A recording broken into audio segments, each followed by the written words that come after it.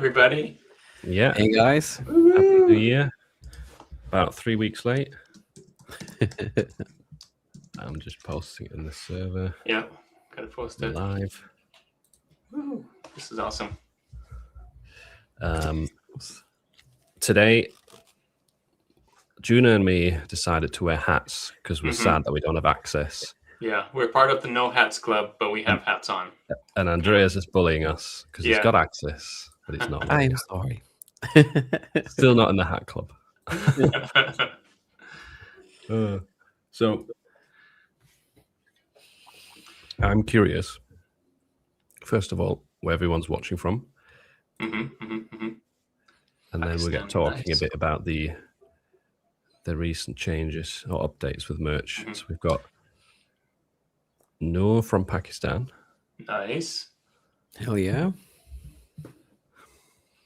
And there should also be a phone version of this live stream now. Yeah, if you're watching on your phone. One of them should have a different layout, so it's easier to watch on your phone. Yep. We prefer that. If you're out and about. Nice. Two people from Morocco. Wow. Cool. I haven't had Moroccan food in so long. It's so good. Bangladesh. Cool. Algeria. I hope everyone had a great Christmas time. Great New Year's. Yes. A Yeah. lot of Moroccans watching. There we go. Yeah. More. Morocco. West Virginia. Oh, wow. Fritz from the Netherlands. Rotterdam. Nice. Wow. Nice. I was just there New Jersey in the a couple house. of months ago. Bahamas. Wow. Bahamas got to be nice this time of year.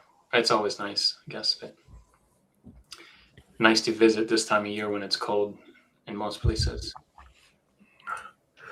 So some of you India. might be interested to know, over the holidays, Andreas turned into my personal, what do you call it?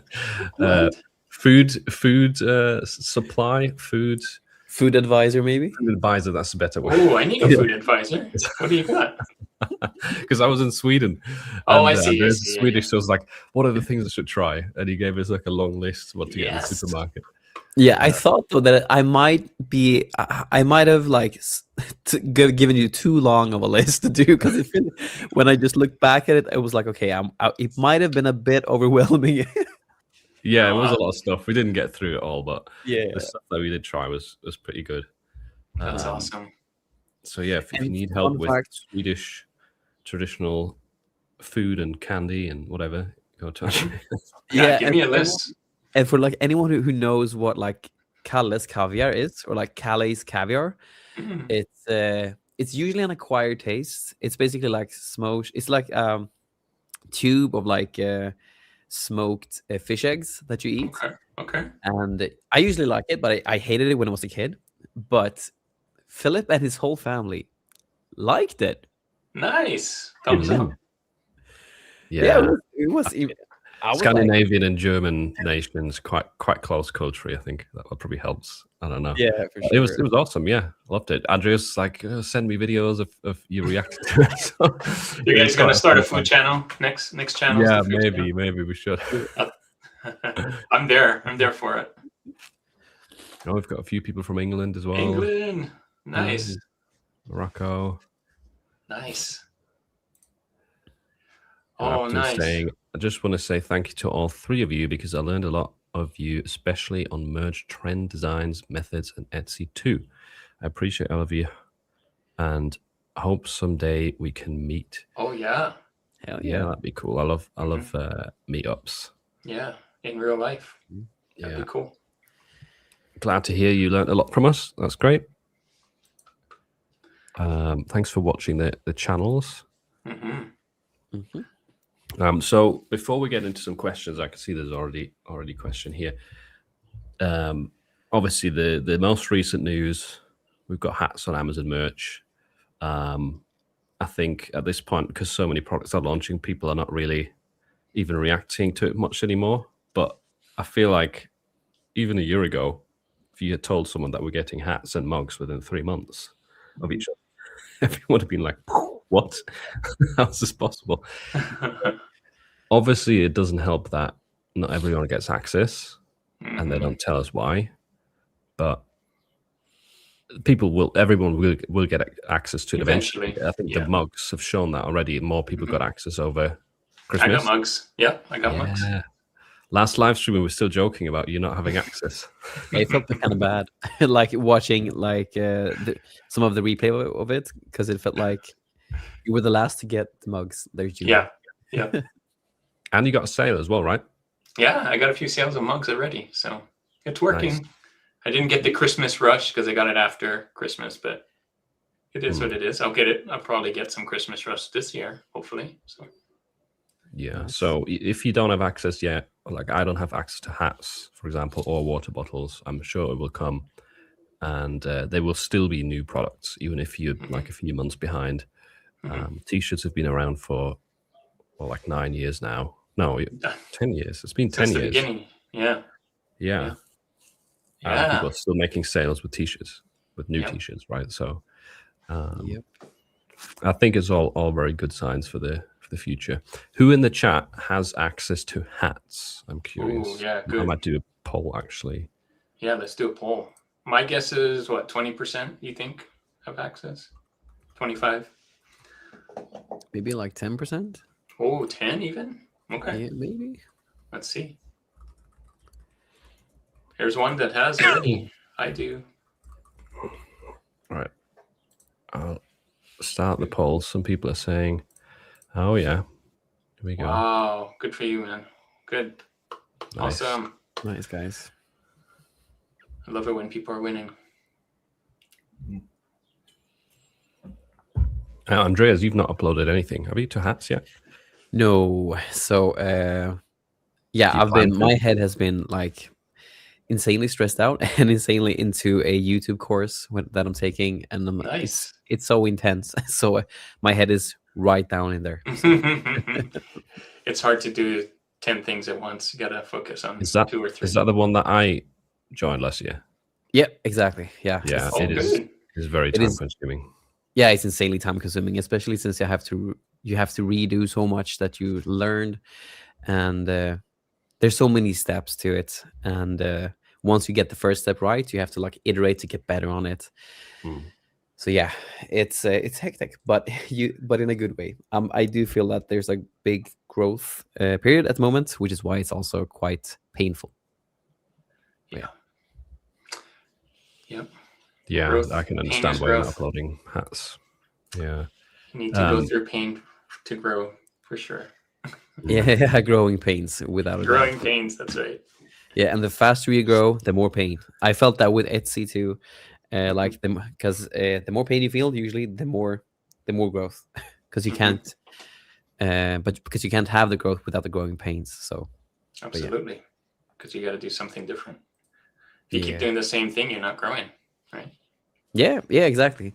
And when you're learning new ways, it's so many new impressions in your head, and it just feels overwhelming. And you have to read everything, and everything takes so much longer to do. So yeah, it's a major pain, but hopefully I'm growing. Who knows? Time will tell. I think so. I think you got this. So far, 33% are saying they have hats. Oh, third. 56% no. Okay. So there's a poll on my channel. I don't know if you can see it if you're watching at Junis, Andreas's. I don't know how it works. Yeah, I can't really see it. It would be in the chat. It would show in the chat window. But yeah, for my previous polls, it seems like less than half have access. That makes Mugs, sense. it was more even. Okay. But Which just got that. What has it been? 2 weeks? Less than 2 weeks since. So just Yeah, a week, I think. just a week. Yeah. So 1 to 2 weeks. It's really early. Yeah. The good news is, someone in my community got a sale within 24 hours of uploading a hat design, which Nice. is promising. And I think it'd be interesting to see what happens because the design is so different. Like the layout is really wide and thin. Yeah. Nice. So unless you're doing Yeah. that kind of badge thing like you've got on Juna, Yeah, he this would- is actually a real badge. So this isn't an Amazon. This is I think it's Printify, but yeah, and it's so right now it's just printed, right? It's not embroidered. Like yours is embroidered, and mine's a Mhm. badge or like a Mhm. leather patch. But it's on Amazon. It's just printed for now, right? Yeah. since you wear a lot of hats and you buy a lot of hats, Mhm. would you stay away from that kind of design then? Because if it's just printed, some customers might be disappointed with it. What do you think? I think it's a personal preference. I personally love embroidered ones like yours. I tried this badge one out. I actually want a bigger badge, like the. But I think it's all personal preference. For a gift, though, I think it makes a great gift no matter what, because the person who's buying it for someone else will probably doesn't care if it's embroidered or not, because they want to get the Mhm. message across. But for me, that personally, I like embroidered ones or a badge, like not necessarily this one, but like you've seen it on like sports ones, right? Baseball ones where it's like a patch almost. So those Mm. are my personal preference. But I bet they bring that out eventually. But I think it's a good start to get the hats out there with something on it. I wouldn't want them to wait another year to bring in embroidery or whatever, So Mm, mm. Yeah, definitely upload them. I'm just like curious yeah. if The you only make thing it that- look like a patch, might The some only thing people return it after because they're Yeah, disappointed. because it's printed. Yeah. like the only thing I feel with them though is like if you like enable your products on them, it just feels a bit awkward because of the placement Mhm. and everything. Just because it's a hat. Like it kind of works. Like I'm fiddling around with it now, but like I don't know, it still feels unless it's embroidered, I guess it feels a bit weird. Can But- you yeah. maybe with the safe design? Can you Yeah. maybe do like a demo of just playing around with the settings? Because we've not Ooh. seen it live. Anyone mess Ooh. around with it? Okay, how do you even do that in the live stream? Can you do that? Yeah, you can just share your share. screen. Yeah, Share yeah. your screen. Okay. Let me just get a safe design. Get like a Yeah, dummy yeah. design. Don't share all your number one products. Yeah, exactly. But I always say design for the product if you can.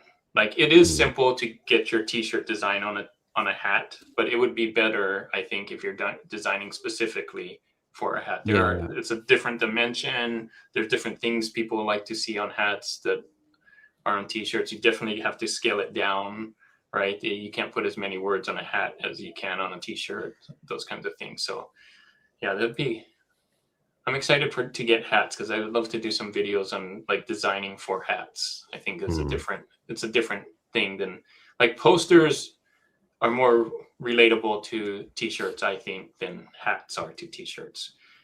I think mugs probably can translate a little bit better. Mugs and hats. But haven't you guys felt that like when you put your designs on mugs, they get so like in the designer here on merch, it looks good, but once on the Amazon page, it looks so stretched out and so weird. Sometimes it looks weird. Yeah. Really? Yeah, 'cause that's what I feel with a lot of my designs, at least with Take Space designs. That it's been like that. I had Which to shrink design? it down a little bit. No, I'm using Snap, so I used the 100%. I had it at like 50 and then it looked too small. So I'm using the 100% on each side, and that seems to help a little bit. But I've seen some that have been stretched out. Okay, let me just. I'm not I sure. recently either. like.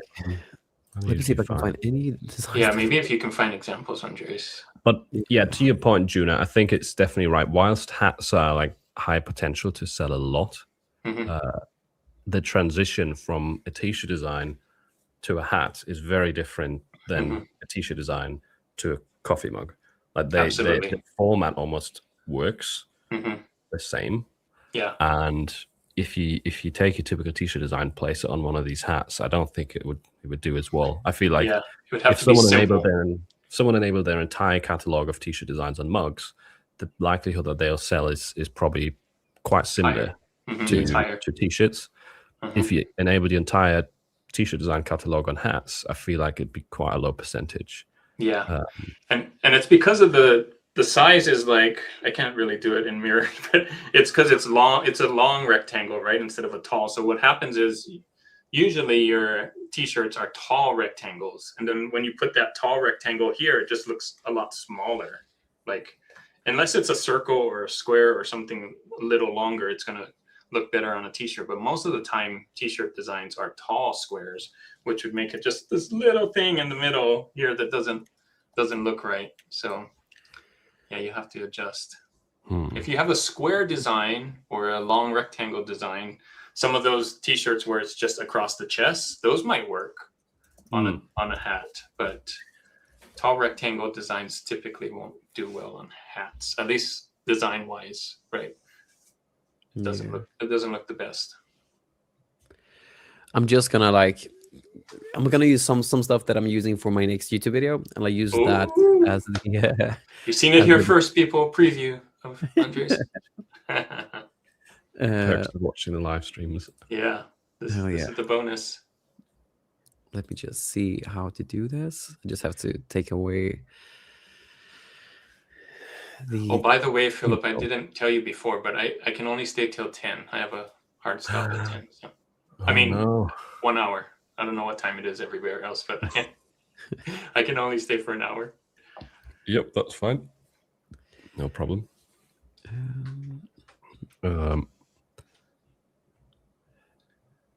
I think definitely if you have access to hats and you have a lot of designs that are just some like tiny bit of text like this, like short phrases that are quite narrow, get them enabled as fast as you can. Absolutely. I would, if you can, I would focus on things like Father's Day, Mother's Day. Those are kind of late for Valentine's, right? Already. Yeah, no, I think it's too late. Father's Day would be good because they love hats. Like, that's a great present. If you think of what people might buy for dads, they'd probably buy. Maybe you could talk a little bit about this, like in terms of gifting culture. Yeah. What is it like with hats? Because here in the UK, I don't know what it's like in Sweden. Well, so hats. As far as I know, Father's Day, men typically hats. More than women, I would imagine, but there are some, like, it's a different look, right, for women wearing hats and men. A lot of it's around sports. I know we can't do NFL, NHL, like the major sports, but you could do sports themed, like generic sports stuff, right? Cities, people love to represent their cities and states and things. So even if it's just a word done in a nice, like, athletic font, just one word across the thing, I think that could do really well. Don't try to literally, if it just said New York and it was a nice green font, that would be enough. Absolutely. Yeah, that would be enough. Use some New York colors, whatever that is, or put a little icon of New York in there to make it different than everybody else. But or maybe like the retro colors, where it's like the word is broken down into different colors, top to bottom. Yeah, it's got to be super simple, and think long square instead of tall. I mean, long rectangle instead of tall. But that's another one, is cities and states, people love to wear hats to represent a thing that they're a fan of. And most of the time it's sports, where they're at, other countries. And then, of course, for Father's Day, they're going to be all around dad things, right? King of the Grill or whatever it is. And then summer, people love summer, so holidays and like vacation spots too, right? So I'm gonna go to the Bahamas. We saw Bahamas on there that could do really well on there. And then fan things, whatever you're a fan of. So if you're a fan of pirates, or you're a fan of anime, or you're a fan of those kinds of things, you can't put the official kinds of things in there, but people wear hats for that as well. So I think that's the culture around hats. Of course, branding, but like, if you can't really put branding on your own, you can make it for yourself. That'd be cool. But like, yours is a fan, right? Yours is a fan hat, right? That's what you're wearing it because it's Star Wars related. Yeah, it's a Star Wars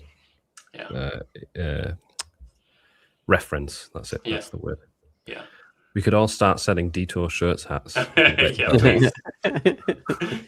With the website right underneath. Yeah.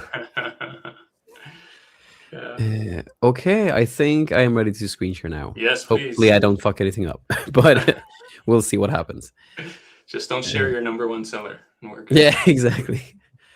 So, okay, let's see how we do this. I have not done this in a live stream, so forgive me if I am slow, guys. The pain. You got to go through pain. Yeah, Here we go. Share screen. This is exciting. Ooh. Let's see here. Hopefully, I don't show anything I shouldn't show. Oh, why did you call your channel Detour? It's a long story. I can tell it, but let's share the. I can share it we'll after. talk about that after. Yeah, I'll After, add this after. to the stage, and we'll. So this is basically the design. I just whipped something up for my Okay. YouTube video that's coming out. Ooh, I do not think you're. Oh, and so is this a personal one? This is a Is that you? personalized one. Yeah, it's a personalized Wow. one.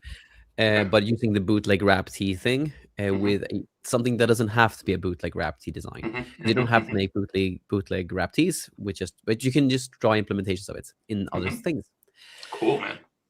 Thank you. So There's the hats. You there got are the hats. everything, man. You got the polo shirts and the zips and the. Yeah, Jeez. I do feel bad since I'm such a small seller compared to you. So I do feel a little bit bad. I don't But feel bad. I'm happy for you. I'm fine with smaller sellers getting them. I think that's a good way for them to grow. Yeah, I just yeah, don't understand absolutely. why. Like you don't even upload to Amazon.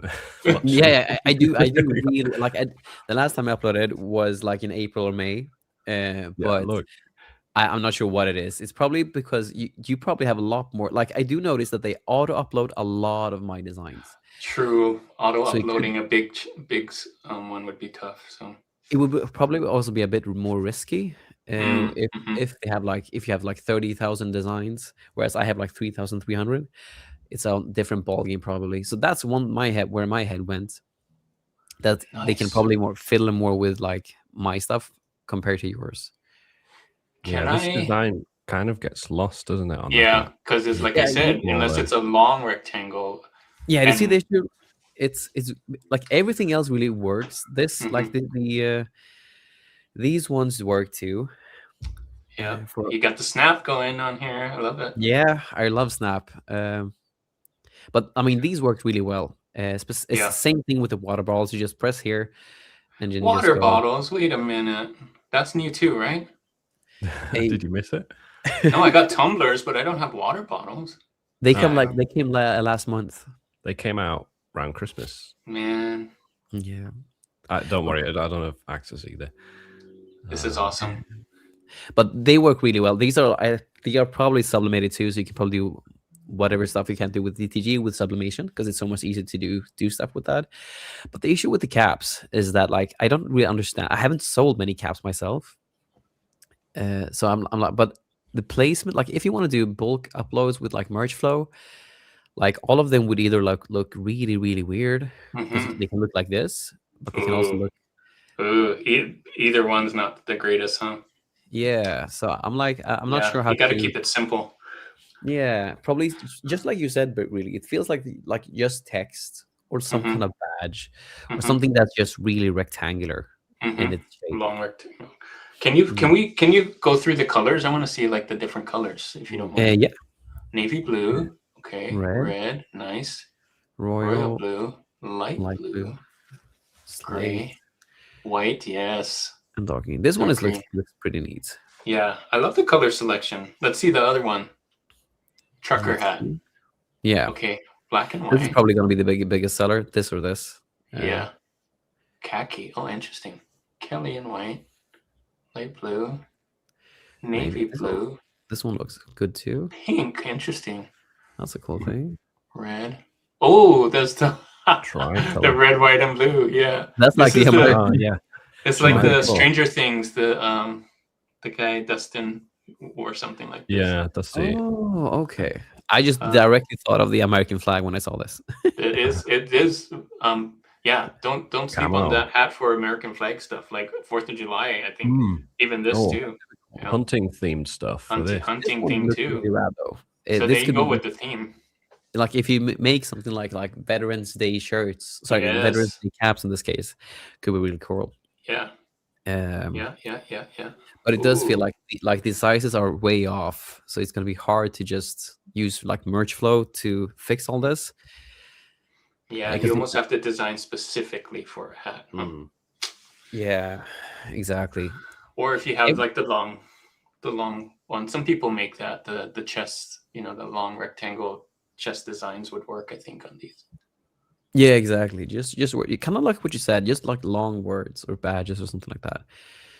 Because this I feels a think bit awkward. It feels like a little dot. The Hmm. cap. And then it gets Uh, lost. The text is so small Yeah, yeah, that you exactly. can't Exactly. read it what it says. I So think I will. I think I will start designing some stuff for hats just in preparation until I get Yeah, because access. we do have access to that. We have the size. We have access to like the templates and the sizing of it. So yeah, we could Yeah, definitely start now. And then uh, once it comes in, you just boom.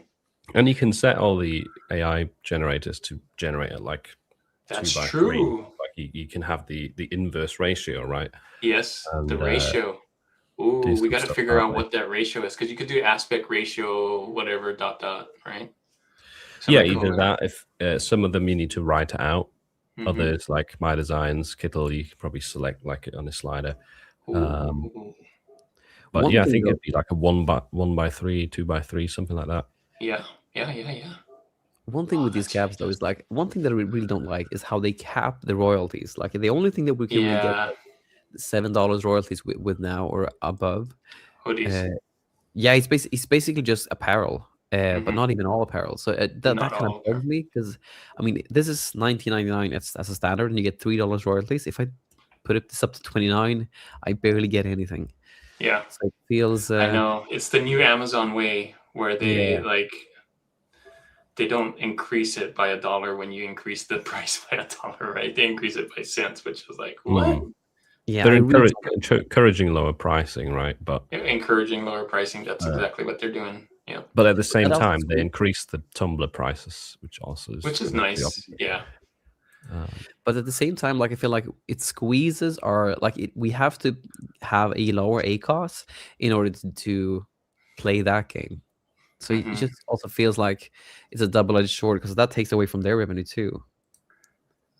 But I don't Well, know. well, kind of, yeah, because we're keeping the cost low, so they're not getting the revenue. It also hurts, I feel, for advertising.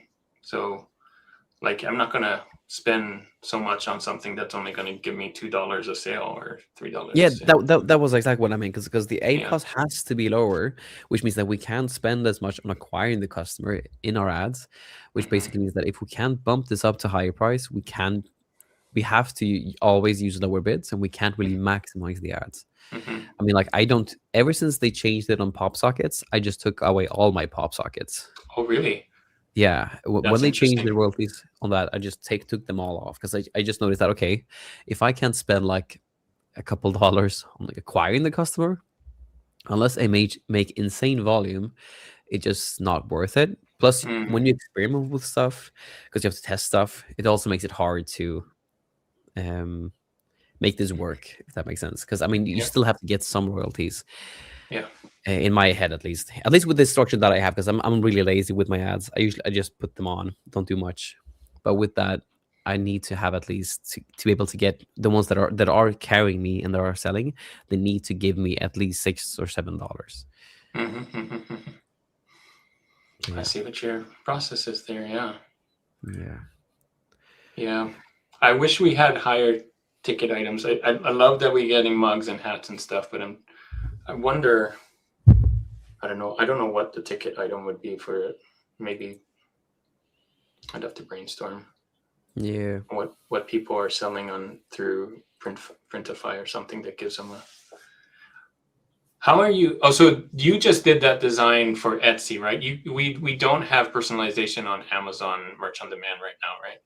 No. But that Okay. is for sure. At least in my head, I've felt ever since we like started since I hopped on these lives last year, I've just felt that Amazon is putting in a lot of behind the scenes work to make this Hmm. happen. So I Hmm. do feel that personalization will come. It's just a Yeah. matter of how they're going to implement it. Yeah. Um, but it's definitely gonna come in some capacity. And I think that will be a Yeah. major game changer to how people perceive Etsy and how people perceive this kind of market overall. Because I think it will become more of a standard that you have to use personalization within your designs in order to like make something really worth it, unless you have a really good design, I guess. Yeah. Yeah. I think everything that sells on Amazon and Shopify eventually will come to. I mean, not Amazon, Etsy and Shopify eventually will come to Amazon. Things like embroidery and personalization and maybe group sales. Maybe there's going to be a way in the future where you can sell, mom and dad and kids shirt all at once or something like that. So yeah, if it makes it easier for the customer, then that's what they're going to do for sure. We'll start going through some of the questions then. Thanks a lot for demoing that, Andreas. Yeah. Did I need to talk about how I came up with the name Detour? Oh yeah, we can do that. We can start off with that one. Sweet. So here's the story. This is how the story goes. A long time ago, in a galaxy far, far not. A long time ago, I was working at the Yellow Pages. That's how long ago it was. And my friend, a coworker, and I started a design company, and we wanted to come up with a name that had both of our names in it, kind of like a nod, at least to us. So his first name was Rick. My last name's Duncan. And so it was D, and there was two of us. So D2R. And so we called our thing Detour. Eventually it was Detour, but we started with D2R and nobody got it. So people are like, hey, D2R. And I'm like, no, it's Detour. And so we changed it to Detour Design. In Detour Design, we were looking for an extra way to make money. And that's when we saw Cafe Press in 2005. So this happened in 2005. And we saw that I always loved designing T-shirts. And so I jumped on that. He found it, Rick found it, and but I jumped on it and I took to it like it was something that I really wanted to do. In fact, I didn't do as much website design as we originally were doing. He did most of that, and I did the T-shirt stuff, and it took off. Made a lot of sales in Cafe Press that first year. We called it Detour Design. Our company was called Detour Design, but we called the T-shirt side Detour Designables, and I didn't like that. So eventually when I took over the T-shirt side, I called it Detour Shirts instead because it was easier, because I did mostly T-shirts. So that's how Detour Shirts came. And so I just named the channel the same as the company. Nice. Detour Shirts. So, yeah. So you've had this name kind of for like 20 years. Yeah, since 2005, 20 years. Yeah. That's It started with Detour Design, then Detour Designables, then Detour Shirts is the latest. I changed it in, oh gosh, when was it? 2017, 2015, around there. I changed it from Detour Designables to Detour Shirts. I wonder if Detour Designables is still up. I think it is. I never took it down. It's a bit of a mouthful, Detour. Yeah. Detour Shirts definitely sounds the best. Yeah. DetourDesignables.com. Let's see. Yeah, it's still up there. DetourDesignables.com is still up there. That's our Cafe Press shirt that a Cafe Press shop I never took down. So it's been up there since 2005, and got some old Detour shirt designs that you'll see on there. So yeah. It says site not found for me. Yeah, same here. Really? Detour Design ABLES. I can put a link let me put a link. Yeah. I think that's the link I'm on. It's not. Come on, how can I only see it? Nice. It's site not found for DreamHost. Oh, let me share it here. By the way, Okay. there we go. How do you copy in this? I'll go to YouTube. By the way, anyone who's wanting to have their questions answered, I do save them, so you don't have to paste them multiple times. We'll go through them. Nice.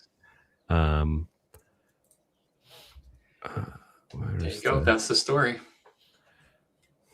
Still can't. Does it not work? To design able stuff. It's because it's HTTP and not HTTPS. Yeah. It's not like a safe. It's not secure. It's yeah, not that's secure. the issue. There Sorry. you go. But if you put in HTTP, then it's fine. It's You the can old. share It was it? made so long before. Yeah, if you want to share it. Right. Let's do this. Detour Design, awesome T-shirts. Hell yeah. There you go. Take a detour from the ordinary. Yeah.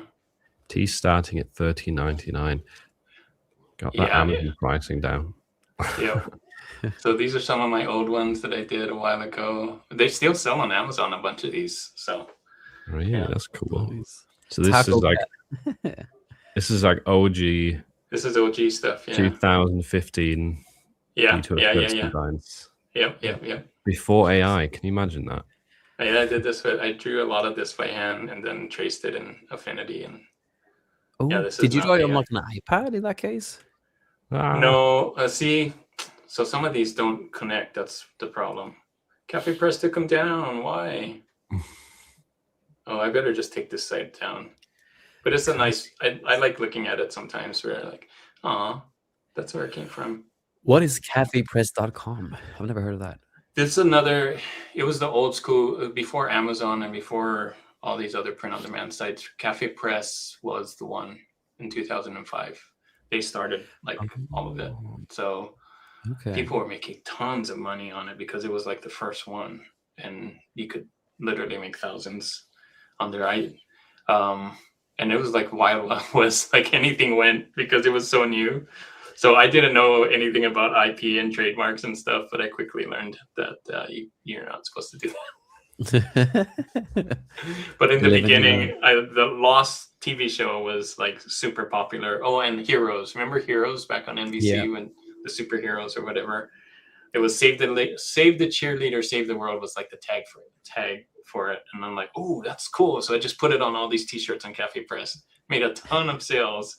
But then I'm like, oh, then I learned that no, you're not really supposed to do that, and they took it down and stuff. But I can imagine like Lost T-shirts could be perfect because I mean, like when you after a certain season in Lost, you feel lost watching it. Yeah.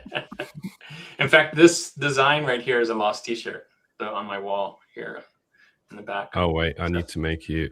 There we go. This one right here is a Lost T-shirt. There was a contest on Cafe Press to make a Lost design T-shirt, and the winner would get it signed by the whole cast. So that's awesome. All the signatures from the people that were on Lost. Yeah, the actors and actresses. I watched Lost on television when I was a kid, but and my girlfriend, she even like she watched the whole thing a couple months ago.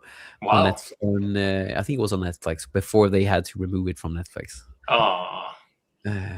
Yeah, but that's awesome. I didn't like the way it ended, but I loved it in the beginning. Yeah, it really felt weird when they introduced a lot of really confusing stuff. Like now you're in the past, but then you're in the future, and then you're it got so confusing. Like Yeah. what? Anyway, thanks for letting me go down memory lane. We got to answer more questions before I go. Yeah, I'm just reading through some of the ones I've got saved. I will take the questions first that kind of include Juna as well, and leave the ones that are like specifically for Andreas for once he's gone, because he's got to leave in 20 minutes. 20 minutes, that's right. Yes. So, what did you guys do before POD? Oh, yeah, I can answer that. So, I did the Yellow Pages. That went away after the internet came. So, and then I did, my last job before I did this full time was a UX designer. So basically I helped design websites and applications, the way it looks and the buttons and where it goes, and kind of think through the whole thing. So that was I was a UX designer, or that. Mine was very similar. I was a WordPress designer. Nice. So website designer, but WordPress. So I was building the sites. Wow, you and I could have combined talents and made something. Not really using code. I didn't have a clue about website code. Oh, really? No code. No. Okay, me too. I hardly touched the code. I just wanted to design something, and web design was not a fun way to do that. So I'm glad I don't have to do it anymore. And but yeah, it still taught me a bunch of stuff, but I don't miss it. What about you, Andreas? Yeah, for me it was I did Facebook ads marketing for artists around the world. What? So, dude, no wonder you're so good at that. Yeah. Yeah, so I did. I like, for instance, I had like one artist in New Zealand. We sold out shows using for her in New Zealand and stuff like that, and then like promotions to build your Spotify following through Facebook ads. Wow, Dude, And we then could do a startup. yeah, and after that I even started to do like the last thing I did before finding other stuff, because I went into doing like starting to do Fiverr and Upwork, doing like music production work and like editing and mixing podcasts. But before that, I did yes, I grew Spotify playlists through Facebook ads. So all Wow, things Facebook ads, basically. that's amazing. That's a great talent to have today at the Hmm. while doing POD, because like you're primed for getting lots of sales, right? With Shopify and Etsy and anything can. Wow, that's Yeah, cool. one thing that I'm really thankful for is doing all this stuff for a long time now. Because I started with this business stuff when I was 24. I'm 32 now, and yeah, it just primed you to all the skills that you get through all of this stuff. Makes you at the end of, or at least at the end of it, I've understood that I don't really have to go back to like a 9 to 5 job working in a store or something like that, which feels Mhm. really cool. Mm-hmm. So yeah. Ooh. Great Did you enjoy stories. that job? Do you miss doing it or not? No, so I loved working with artists. I mean, I'm an artist myself. I mainly did it to learn to like really get good at that stuff, Mhm. to Yeah. like put it towards my own music business. But the problem is that when you do agency work, you basically go really fast into into needing to employ people. Otherwise, you're just working constantly. Because usually I had them, I had like a retainer that you could pay, and I did yeah, and I did that. But even with the retainer and stuff like that, it just felt really stressful unless you have a big team, because there's a lot of moving parts and yeah, just a lot of things to do. So I liked it in some ways, but I needed to do something else, which is why I leaned towards like doing freelancing stuff before finding out about POD and stuff like that. Amazing. Yeah, the biggest thing I miss about my 9 to 5 is the people, but I don't miss the daily meetings and the work and the like. But it was nice hanging around with friends and doing work together. I miss that, like going out to lunch and talking to each other. Like it's kind of lonely being home alone. Like I'm not an extrovert. I'm mostly an introvert. But it sometimes I like text or some of my old coworkers like, "Do you want to go out to lunch?" I'm like, "Yes, let's go." That'd be awesome. Yeah, yeah. It is definitely a very isolating thing. Mm-hmm. But and yeah, even as an introvert, you do kind of miss that sometimes. I totally get that as well. And that's also kind of the primary way you make friends as an adult is through people at work that you have to hang out with. You're forced to hang out with them. Otherwise, it doesn't really happen much. Yeah, because there's no school. Like school was the other way, but then once you're in work, that's your place that you go. Yeah. I fully relate to that, because I feel that that's one of the hardest parts about this. Because I like, as just like you guys, I'm very introverted, but I love hanging out with people, like with a close circle of friends. And the problem is that like when you have that, like you are good friends with YouTubers, all of us lives in different different parts we of the world. virtually can do it, but like in real life, no. Yeah, man. I mean, the best thing would be to like grab lunch, but you can't have like a virtual lunch, and it would be kind of weird. It might work, but I mean, like the best thing would be to sit at a restaurant and talk in real life. All right, you pick the restaurant, Andres. We're coming. Hell yes. Hopefully in Texas, though. In Texas, yeah, absolutely. Texas barbecue. Are you coming, Andreas? I'm aiming to. I'm just taking a lot of financial risk since the course was really expensive, and with some other stuff too. It's just some financial risk at the moment. I'm aiming towards doing it. I probably can do it, but it's not just 100% sure that I can. My girlfriend is also. She is. Her birthday is this year. Her birthday is this year, like all of us. She has one every year, huh? Wow. Yeah, but she's turning 30 this year. Oh, the big one. Yeah, the big one. So that's also something to keep in mind there. So what a better birthday present than Texas? No, just joking. Yeah. But at the same time, it's going to be more businessy. Texas. What? She always wanted to go to Hawaii, so we'll see what happens. I mean, yeah. I mean, it is the United States. Very different from Hawaii, but it's By the way, probably everyone's like, "What the hell are you even talking about?" We might meet up in Texas at some point this year. Yeah. A lot of Chris. us, so that's why. If Chris Heckman put something Chris together. is organizing something, but yeah, let's get through a couple more questions. Yeah, that's good. Good question, though. This is for all of us. You guys' best research method now? Now, yeah, I'm glad they put now because it's always changing. I'm really liking flying research. Really you started using it recently, haven't you? Yeah. That's really. What do you like about it? It makes it really easy. I like that it's live. I think Pretty Merch. I used to use Pretty Merch, but it's not getting updated as frequently, and I like that Flying Research is. And I love the different things about it. Where so you have the bestseller rank, but you also have one that's trending and things. So they make it really easy to find like different things. Don't do this, do this kind of method. And I love that you can like also filter it down to t-shirts or mugs or whatever. So I like that. It makes it nice and easy. Yeah, I like Flying Research a lot as well. I do use that regularly. But one of my best methods recently has just been Adam. I was going to say that.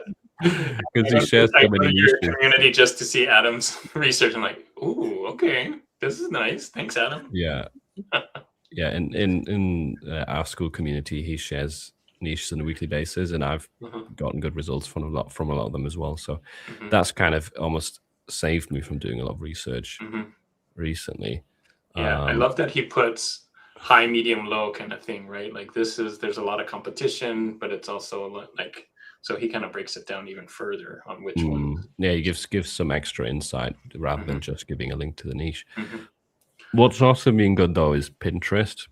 Like Pinterest and using tools that one is called Pin Magic, I think, that shows you the pins and the shares and all that stuff on the actual image, so you're not kind of guessing has this been a popular pin or not. Man, I always get good stuff from this Pin Magic, huh? I could be wrong. I don't know exactly what it's called, but I'm gonna look it up. And Jose also shared a tool with us in the school where you can sort by like highest pins. Like you can filter hundreds of pins and show the most popular ones at the top of the page, because there's no way to do that natively on Pinterest. And sometimes you get some cool ideas on Pinterest that don't exist yet on a marketplace, which is kind of the idea. So are you looking at t-shirt specific or just random topics? Not just t-shirts, different search terms. So it could be just typing in like memes. Okay. It could be funny t-shirts. It could be like mugs. If there's a new product, I do research specific to that product. And then they don't always look like actual graphic designs, but sometimes you can turn the memes or the ideas into one, right? And that's that's kind of the secret sauce where you find new and original stuff. Other than that one I uploaded recently from Jose as well, with one of his Chrome extensions. That one is really good and fast. Okay. What about you guys? Andreas. Yeah. So for me, I've done a myriad of different ways of doing this research thing, but all just simplified. So for anyone who's familiar with my channel, like a big thing for me was like doing the master list, like 1.5 years ago or something like that. But at the moment, it's really just asking yourself the right question. I don't do anything else. If you just ask yourself, what are emotional and celebratory milestones that people generally... No, what are emotional or celebratory milestones that happen every single day that people generally want to buy gifts for? If you can answer that, then you are fine with whichever niche you pick. As long as you ask the right question, you can find the right answer. Because I just find that, however, at least in my own experience, there's no shade to like high competition, low competition. But for me, that never really worked. The only thing was just asking the right question, like being in evergreen niches that happen every single day. But they have to be giftable niches at the end of the day. So, Mhm. what would be an example of a wrong answer to that question? Ooh, that's a good nuance to it. A wrong answer to that would, for instance, be Like, I think Valentine's Day doesn't really sell. Like, the no. occasion doesn't work all year round, does it? Yeah, exactly. So seasonal stuff, Valentine's Day, St. Patrick's Day, whatever day, it would not be something that I would place focus on. At least Oh, not I on my. see. Okay. Father's Day is different because a lot of the Yes, designs are kind of celebrating dads, which could work for a That's birthday, for a yes, Father's but Day. a nuance to like the Valentine's Day stuff is that you can still sell for Valentine's Day as long as they sell for all year long too. So a big one, for instance, if you just think about it, like people are getting together every single day. People are having their first baby every single day. mm, That people are getting their first house uh, every single hmm day, and all those kinds of events, or like for like a baby shower, for someone like getting engaged, for someone like first Christmas, as or like you can make a version for Valentine's Day, as long as it can like sell all year round hmm too. That's the hmm constraint. So in Yeah, my that head, makes I would sense. have like the first blah blah blah as or something like that. Hmm It could be first Valentine's Day, but you could probably do something more like um, first time as a couple doing X, as long hmm as it's not seasonal, if that makes sense. But hmm usually that's how I approach it because that's the only way that that's the fastest way that I've been able to make this work without really feeling the ups and downs of POD. Because at least when I was in these when I followed like these rankings and stuff, it always did never gave me consistency in sales. Plus, it was always really up and down. I'm not sure how you guys feel. Definitely. Yeah. Yeah, The trending ones, that's the nature of Hmm. trending, right? Is ups and yeah. downs. But with like the evergreen stuff, that and the key thing is like giftable niches that happen every single day. And if you can just answer that question that I mentioned earlier, then you can like find all the niches that you need. So like people are getting divorced every single day, people are getting retired every single day, just events that happen every single day that people generally want to buy gifts for, like new Wow. promotions to jobs or stuff like that. There's so many anniversaries as well, isn't there? I feel like there's hmm probably some underrated stuff there. hmm Not just wedding anniversaries, but all sorts of stuff that you could Yeah. probably And target. there's a lot of fan hobbies, occupations, things that people would do every day, right? Like, Yeah, so exactly. that's an Hmm. everyday thing. That's how I approach it because I find that that's just the easiest way to just do this research game. Yeah. Good insights. Nice. All right. So we've done that one. One more, I think I have, or two, depending how long. Okay. This one might be interesting, and that is Ta-da. how can I increase the t-shirt price without making the BSR rise so it keeps selling well and the BSR stays low or goes down? That's quite a big question, but we'll let Juna start since it's got to drop off in 3 minutes. Gosh, how?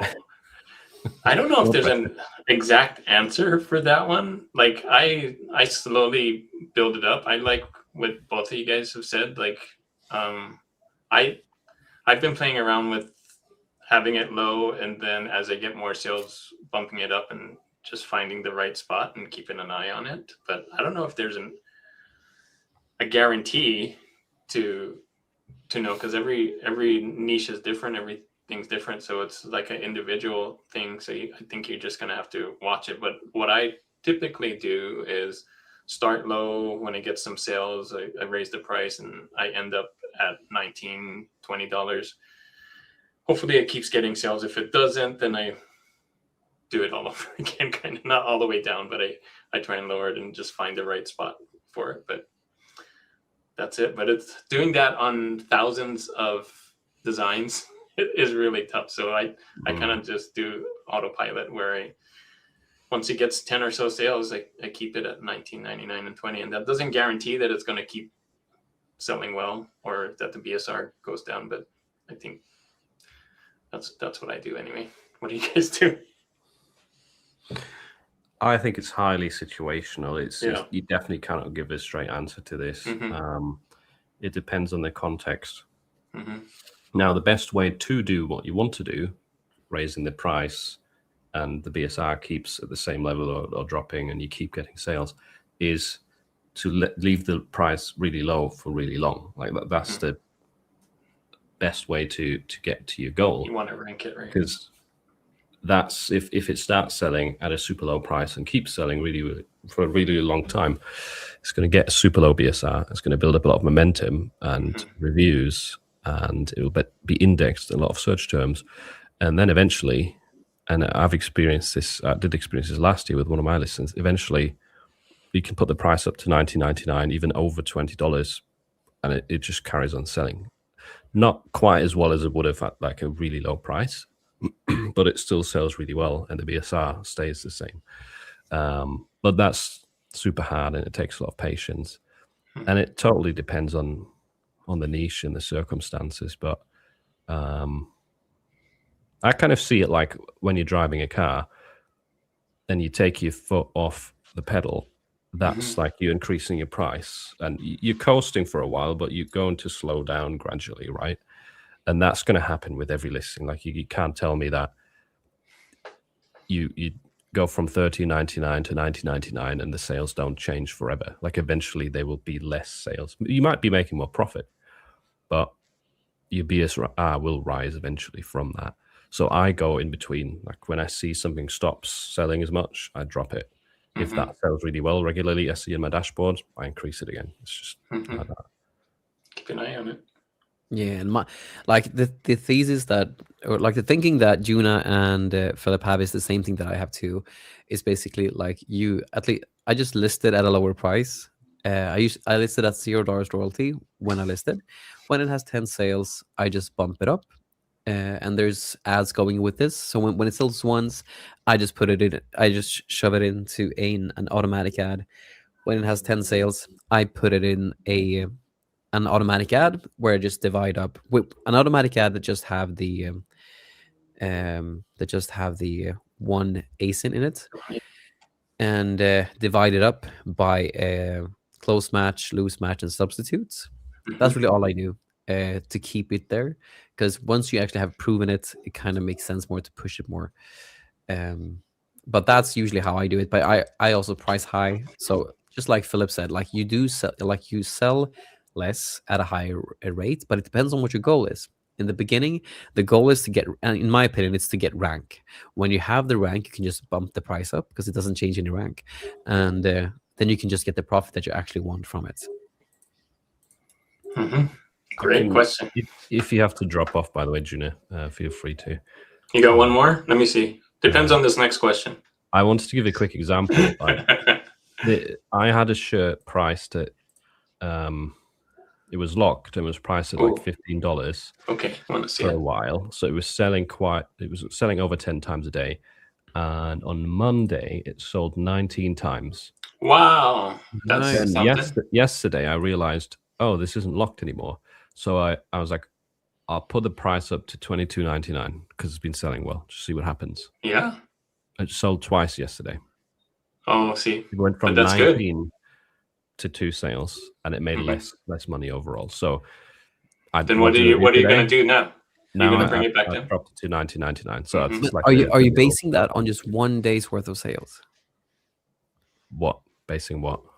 Like if you have one off day with it, are you basing the new decision based off that? Because you can probably get like a lot of sales a couple days afterwards. Because I could do, yeah, but it's also a regular seller for me, so I don't really want to lose the momentum that it's just been building up. So I'll just leave it at $19.99 for a while now. I feel like $19.99 you is are a great right. price. Like I should probably wait longer and see how it does within a week. But if it only sells two times each day, then I'm like, I would have regretted it. So. Yeah. Good point. No, I just always keep in mind, like for me at least, that when I do tests, I usually have at least 1 to 2 weeks of testing time before I can determine if it's a right move or a bad move. But at the same time, if it's one of those that you are like counting on to sell to keep you like one of your heroes, so to speak, then it might be dumb to like experiment with one of those. Yeah, it's risky. Yeah. All right, guys. Thanks so much. Yeah, thanks for coming on, Juna. Yeah. Thanks, Juna. See you next time. All right. Hopefully with hats. Yeah. Come on, Amazon. All right. See you, everyone. Bye. Bye. See you, man. Okay, now we'll. Oh, what's this? Still got him on you. Now we will remove Juna, and then we'll get onto the question, which was addressed to you. Okay. I think I saw some. Andreas, on previous live streams, Juna gave me the advice. On previous live streams, Juna gave me the advice on my TeePublic store that I should upload my designs to Etsy. I have a question in my mind. Can I make some sales with 100 listings? If the question, like, if I understood it correctly, if the question is that you can make like sales with 100 listings, then definitely. I mean, like, it's all about a game of making quality listings. So you still have to understand the Etsy game, because the Etsy game is different from the Amazon game. It's different from the TeePublic game. So just bear in mind that, like, if you come into this thinking that you can just like make white background listing images, then it won't really work unless you like a shop called Crazy Dog, and you're really focusing on that. But generally speaking, it doesn't really work. But you can definitely work. I mean, like, lots of people in my community are doing really well, just starting a couple months ago or just started. So you can definitely do it, but you have to put in the necessary work in order to like learn the Etsy game. But do you have any thoughts on this, Philip? Can I make sales with 100 listings? Like, the general answer is yes. Of course you can. Is it easy? No. Especially if you're a beginner or if you've struggled to get sales thus far. I think if you start printing them out and you kind of see that as like your maximum you can do is like list 100 things, you probably won't be successful. Like, it's unlikely that someone only posts 100 listings and then does well. But generally, yes, a shop with small amount of listings can do well. You just have to know what you're doing. And I think that's most of the time the person asks the question, that's not the case. So yeah, best bet would be to join Andreas' course, because he teaches it all there and it's working for people. So if you want to make it work on Etsy with a small amount of listings and you don't want to have to spam 10,000 listings onto the platform, then you can watch YouTube videos. There's a ton of content out there. Andreas got a massive course as well, and that will help you if you want more direct guidance and you want to kind of get there faster. I would always recommend something like a coaching or community training kind of thing, because it will iron out your mistakes way faster than trying to do it on your own with just watching YouTube. Yeah, I agree with that for sure. For sure, I think that sums it up.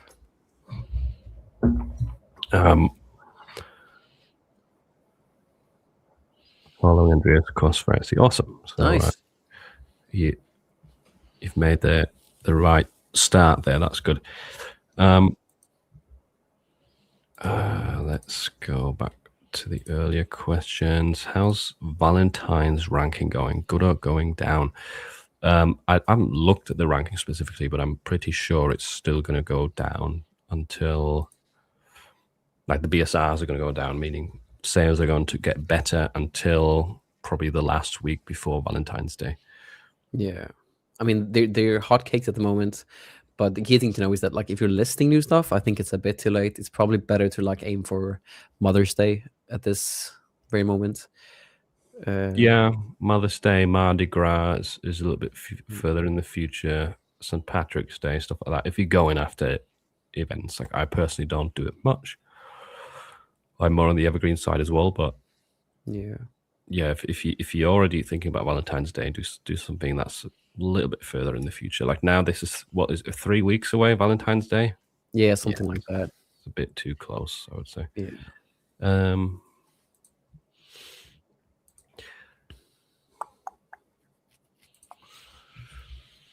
can you design especially for certain products like hats or mugs? If so, can you block that special design for printing on a T-shirt? Is that possible in TeePublic? Actually, I have no idea. don't remember. This is such a long time ago. I've uploaded to TeePublic. I don't know. I think you can deselect products. No. Yeah, I've never even uploaded to TeePublic, so I have no idea. I can check it while we're on this. You can definitely do it on Amazon, right? You could only upload to hats or only upload to mugs. If you wanted to fully optimize for that product, that would be the way to go. Like if you wanted to do separate keyword research, make the listing optimized just for mugs or hats, then do that. But TeePublic, let me check. We've forgotten how this works. Upload as.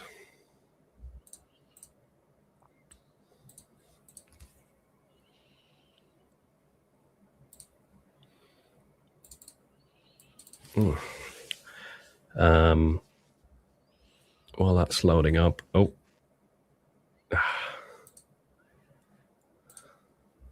Not enough quality. Let's take something else. There we go. Whilst that's loading up, let's see what the next question is. Oh, there's someone asking about a suspended Amazon ads account. So just respond to this quickly. I have a question about my Amazon ads account being suspended for almost 2 years. And after 200 appeals, I've not managed to reinstate it, sending emails to Jeff and other teams. And then the follow-on was here. My question is, do you know any lawyer or attorney who can reinstate my Amazon ads account? I've heard of lawyers who've reinstated Amazon merch accounts. Well, I've heard of one, not really very many, but I don't know what he's called. Like I've only heard about it on Discord, but I've never heard of anything in relation to Amazon ads. Best bet is just to Google and call some people that come up. If there's like Amazon, there will be Amazon attorneys, Amazon lawyers who probably specialize in it, because Amazon will be getting sued all the time, constantly. Yeah, I haven't heard about anyone here. I've just heard it through you, Philip, I think, and it's just been like people wanting to reinstate their merch accounts.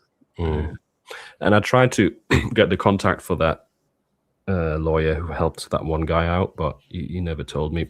So I wish I could share it, but I don't know.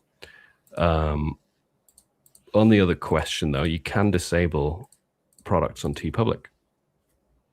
You can only list on hats. Yeah, it works.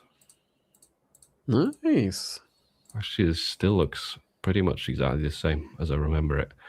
The upload page hasn't really changed. All right. I think that's the same as previously. There we go. Is Amazon merch in India now? Ooh, I do not think they are, though. Are they? Depends if you mean selling or buying. Like you can't buy Amazon merch products from India, but you can sell on Amazon merch if you live in India. I'm pretty sure they don't restrict like where you come from, which I know some people believe that, but I think that's a myth. Yeah, it could be. I haven't. I always thought that it's their relationship with the bank that you're using in the country that you're using. As long as it's like easy, that's been my take. As long as there's like an established bank that you're using, so there won't be any hiccups, then it can be really fine. But again, this is just a guess. Yeah, we can all just guesstimate. I think, because I've heard, for example, some people from Morocco say that it's impossible to get an account in Morocco. But I do know a lot of Moroccans who have accounts and they're not purchased, right? So I don't think that's true. And then at the same time, some people would argue, oh, if you live in the US, it's just really easy to get in. But I know people in the US who are struggling to get accepted. So, and same with Germany, UK, like the other countries where people are saying, oh, it's easy for you. So I think it's generally hard to get in, like no matter which country you live in. And there's no real preference, I would say. But again, it's just speculation at the end of the day. But I agree with that totally, because like I had one student who lives in Denmark who got in, one person who lives in Norway who didn't get in, like from my community. And but at the same time, when I was like in Cassie's thing, like way back before she had her course, I mean, there were people there applying to Amazon Merch but didn't get in. And I know Chris Heckman, I think he also said in one of our lives that he also like couldn't get into Amazon Merch after applying too. So it seems like the luck of the draw, honestly.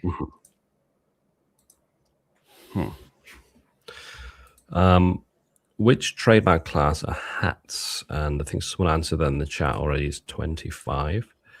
It would fall under clothing, right? So that makes sense. Yeah, it should be 25. Should we ask Gemini? Go for it.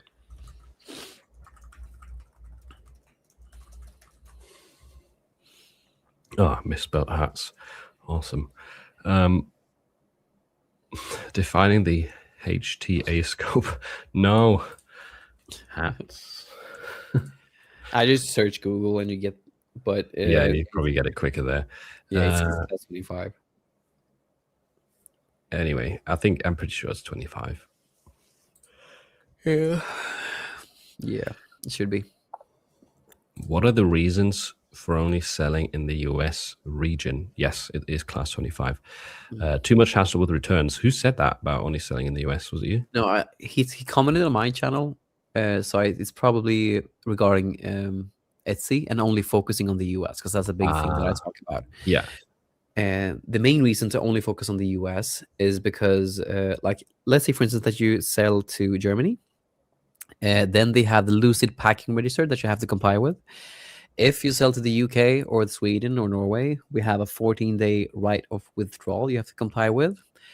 You also have to comply with GPSR. And some of these are easy to fix, like the GPSR thing with Printify. But overall, it feels like traps on the floor, you can fall, like you might see one of these traps, like, let's see if I can just find this.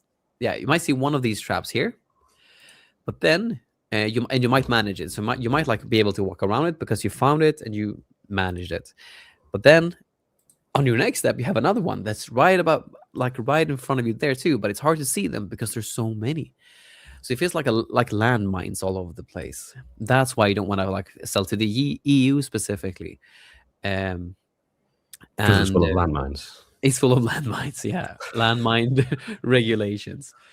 Plus, it's harder, right? If you want to cover everything, it's a lot tougher to be compliant with everything. So, and I did this a long time with Amazon as well. I just uploaded to the US and the UK because it's like I don't want to have to check the trademarks everywhere. And at that time, I was a lot more worried about getting rejections. And it's legitimate if you want to save time with some little things, and maybe you'll sacrifice 5% of your sales, but at least you'd save a lot of hassle and effort elsewhere. So yeah, and I mean, like on merch, I'm only selling to the US too, just because I don't want to view the EU IPO and the US IPO to like do trademark checks, just for ease of use. Because of trademarks, because again, if you sell to the EU, there are different trademarks that you have to comply with. So yeah, it just makes it so much easier, because then you can just look for class 25 and it's only in the US when it comes to trademarks, plus all the different regulations. It's so much easier to sell in the US. But the biggest thing is because 95% of the market is just the US. All right. Hope that answers that question. Do each of you have a Shopify website as well? Do you run Facebook ads? I do. Well, I have a Shopify site, but right now it's literally just my Philip Anders one, which has some digital downloads on it. The PUD one, I just put a halt on it because I was running Facebook ads for a while and I was struggling to make it work. Turned into a bit of a shiny object for me I was chasing, and it was kind of taking away my focus from what was working. So I just stopped doing it. What about you? No, so I watched you and Juna's journey with the whole thing. So, and I just decided that like music, because behind the scenes, like it's not much at the moment because specifically because YouTube is so intense at the moment. But like behind the scenes, it's music, it's YouTube, which is a beast, and then it's the POD stuff, and there's a lot of things regarding POD too. So I just now seeing you guys navigate that stuff and looking at the workload when it comes to Shopify, because I mean there's so many things that you have to do. Like you have to optimize the site, and there's so many different things that you have to pay for. The Shopify subscriptions and the plugins to Shopify, like Klaviyo and stuff like that. It's just the ads too, which is a big thing. Because like ever since like I did Facebook ads extensively, so I do know them quite well. But like ever since, what is it, like 2022 or 2020 maybe, somewhere around there, the ads price also just increased heavily on Meta. So the ROASs will be lower, which means that your general profit margin will probably be somewhere around 10%, 15%, it seems like. And it just seems like if you want to, you have to put so much effort in to get so much out. So I never went down the route. I experimented with it a bit, but didn't commit. Yeah, if you look at it from our end, it's like we're doing POD. We have one POD model that we're already focused on. In Andreas' case, Etsy. In my case, it's Amazon. And then we do the YouTube channel. Like you can test things on the side besides that as well as like a third thing, but you need to commit quite a lot to Shopify to make it work. You can't really do it as like a third wing kind of thing. Yeah, exactly. Unless you're really enjoying it, then maybe it's better. But I was, because it's a lot of ads work, I was not enjoying it whatsoever. So like trying to do something that you don't enjoy whilst you have two other things that are working that you do enjoy is very tough. Yeah, and like just to do that for extra money is also like sometimes not motivating enough. I agree with that too, because I mean, like for me, like one thing that I really want to still do, because I think I've earned is not a ton of money, but I still earn like $100,000 now on Amazon merch, or just close to it in royalties. And I mean, like just last month, just from uploading in April and May, because I didn't really upload after that, but I still made like last month, what was it, like somewhere between $3,500 and $4,000 in profit. Nice. So yeah, from not doing much. Yeah, I'm not doing much at all. And honestly, so my head just goes to like doing more Amazon or more Etsy, just because Amazon works and Etsy works. But also, if you just look at the overall market, like Skool is a platform where people host communities. So you associate communities and learning stuff on communities on Skool. There are these platforms for everything. Like you don't go to a random site to view specific YouTube videos. You go to YouTube to view videos. There are like platforms for everything. So my head is also like looking at how just stuff works. Mostly at the moment, I do feel that most things are going towards like platforms as well. If you just see how Amazon works, if you see how YouTube is, now you got a social media basically, which is Skool for learning stuff online. So yeah, I think just overall, you're trying to make the point that Shopify isn't a platform, and that's why it's not a smart. Exactly, because you have to remember that like Etsy has put in 20 years of trying to let the customers understand that, okay, you go to Etsy to find personalized gifts for people, and mostly for women, but for people overall. Amazon has been the thing that you usually associate with buying stuff online, and that takes they've done that for over 30 years. But like to understand what a brand is, it's like you associate something with your, like, let's see, so I can talk to the camera, but you associate basically this thing with your camera in front of you. Yeah, it would be so much easier. But like you associate one thing. Let's say that you sell funny like dad mugs, and then your site is here. To people to understand the correlation between these two takes a lot of work. That, okay, if you think about buying funny dad mugs, you go to this site. That's a 20-year project. If you really want to go to the branding side, at least that's my opinion on it. And However, if you already sell stuff like funny dad mugs on Etsy, sorry, funny dad mugs on Amazon, probably they would probably just think, okay, I need to buy a dad mug online. Where do I go? I probably go to Amazon to buy that, or Etsy. They probably wouldn't think funny dad mug gifts.com or something like that.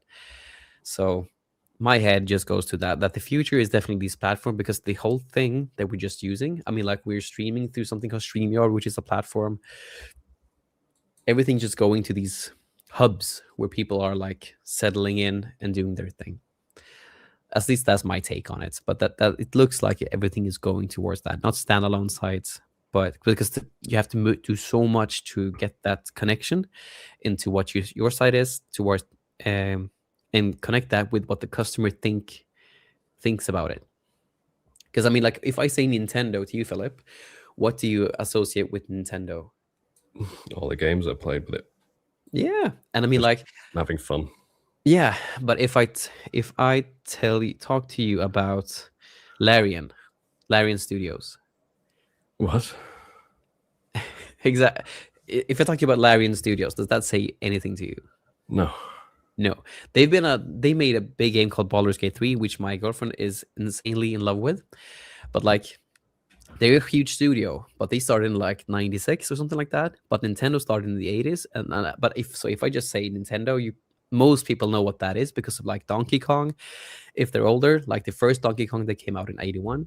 But that association is the thing that's hard to make people on a wide scale understand. Like, if I just say the name, what do you associate with that? Because if I just say Nike, what do you usually associate with that? Sports clothing. Sports clothing, yeah. But if I say, I don't have a good example of, because I don't know clothes that much. But like, if I would say some obscure brand, you probably wouldn't be able to connect that with sports clothing. If that makes sense. Yeah. No, I get your point. Yeah. Just a quick one here. Are you guys selling 6-7 shirts? Yes or no? Yes. less so than last year, but it's January, so that could just be to do with it. The trend has not died. I'm definitely selling them still every day, but I feel like it's maybe slowing down. I don't know. It's hard. It's really hard to say in January, like, what's actually going on, because it's such a different feeling than December for me, anyways. But the answer is yes. Yeah, I've seen it, but I haven't been into it myself. But I do know what it is. So you do know. Yeah, I mean, like, I love South Park, and they even did an episode with 6-7. Okay, that's where you get your education. I see. Exactly. Is Profitry good for beginners? What would you say? No. So what would I say? Yeah. I think so, because it's relatively affordable. Well, actually, if you're a complete beginner, I don't think you need any tool. And there's, I think, another question that's kind of related to this. Like, if I can't afford to buy Etsy tools, what should I do? I think it's a good entry-level tool because it's a one-time fee and it gives you a lot of data. But you don't need it, like, especially if you're in this boat. Yeah, exactly. Just ask yourself the question, like, what are emotional and celebratory milestones that people generally want to buy gifts for? Because this is like, you can ask that to ChatGPT and you will get great answers for that. Profitry, I think, is really good. They have this fire emoji that just marks how many of these products has been sold in the last 24 hours. That was really good. So I really love that about them. But like, if you can't afford them, you don't need any. You just need to ask the right questions, and you can do that just asking yourself or just asking the free version of ChatGPT, and that should get you going into the right direction. Sweet. I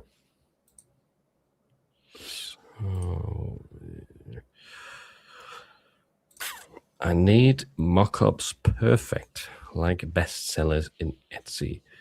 I guess the question is where to find them. You can just find them on Etsy. I mean, like if you just search for like most mockups that are doing really well, like proven mockups that I always call them, you can just find them on Etsy. Like if you want, if you want to do the Comfort Colors mockups, you can just search for Comfort Colors 1717 mockups, and you will find them. They're usually at the top because they're selling the most. So mostly on Etsy, you can just buy them. Yep. I have a video actually from last year where I go and buy one of the top selling Etsy mockups and then generate it in bulk with my designs. And it costs like $3 sometimes for like one of those really good mockups if you buy them standalone. So it's not that bad. Yeah, and like I'm actually just making a video because I had one person on my channel asking for that because I use my designs to generate all my mockups now. It's a pain to set up, honestly, because you have to do smart objects, and I'm not a Photoshop whiz, so it just took a long time to figure all the smart objects out. But I got a lot of help from Curtis, which I really appreciated. Have you heard that they've got a new mockup tool? Yeah, Mockster. I saw it for sure. But it's not integrated with my designs, though. It's just standalone. No, thing. I mean, the idea is, I think, that it's for people who don't want to get my designs just for mockups. It's like a standalone mockup tool that kind of works the same, but it's Is it like Simply Listed, or is it more like the one that we all have already within my I've not tried it enough to know. I don't know. I need to test it properly and make a video. Okay. Because I think once you set up my design stuff, like I do, and me and my team now does like 120 like mockups, like mockups for designs at a time. It's just a pain to set up because I don't think the mockups, you have to buy proven mockups and put that into my designs. But once you set that up, and I have a video coming up about that, it's just a major pain to make these videos. But once I have that, you can see how that's done, because that's, yeah, my designs, once you set it up, it's really easy. It's just a big hurdle to get above. Well, that's a lot of things. I think if you want to iron out a bottleneck for your workflow, it usually takes quite a lot of upfront work to either figure out how or to set it up. Yeah. But then downstream, it will save you a ton of time. Yeah, exactly. It's worth it usually. Brother, I have tried 12 times to get an account, but I can't get in. Getting rejected every time. Do you have any way? Unfortunately, I do not. There is no guaranteed way to get in. Probably not the answer you want to hear.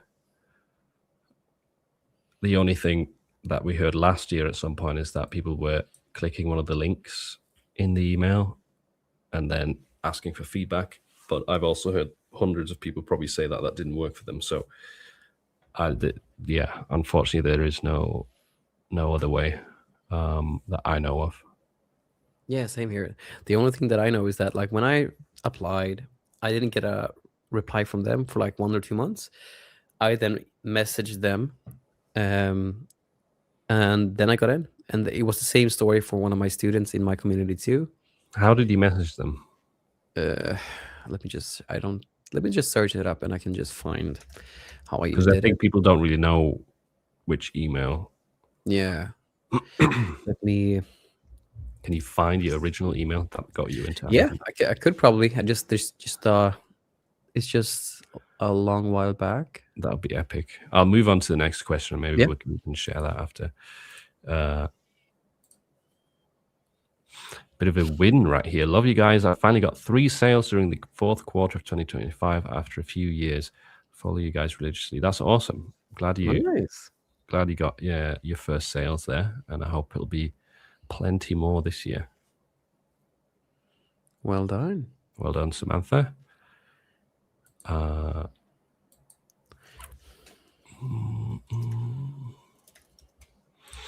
answer this one. Hey everyone, is it wise to take our merch, Etsy t-shirt designs after doing the research, etc.? Should we just upload them all to TeePublic, Spreadshirt, Redbubble with Merch Titans? Worth it? ? This, again, it depends. What does worth it mean for you? Does worth it mean I'll be making an extra $10,000 a month after doing this for for a year or whatever, or doing it for half a year, then no, it won't be worth it because you won't get there. If an extra few $100s might be worth it for you, extra few $100 a month, then yeah, it could be worth doing that. I think there is a lot of examples of people, myself included, who've uploaded their designs onto all these kind of secondary platforms, and you're getting some sales here and there.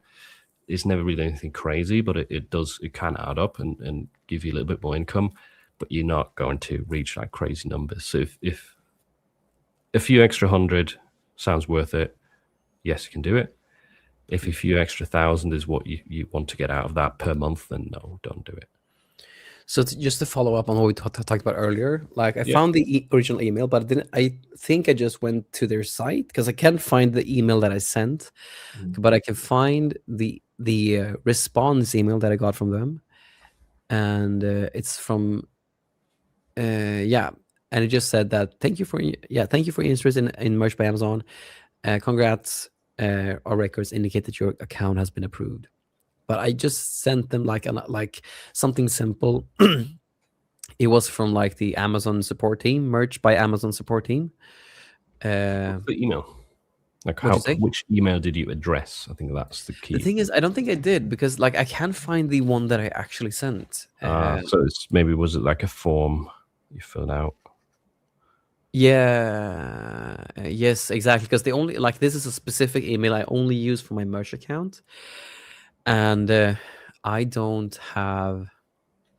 have sent like 4 emails in total with it, and so I probably used like their email, some kind of form there, because I have sent out like 4 emails, but then I got a response from their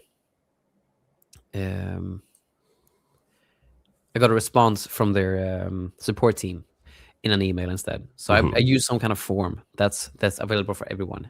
And you asked if you got accepted, or what did you ask them? Do you remember that? The headline was like, let's see if we can get back.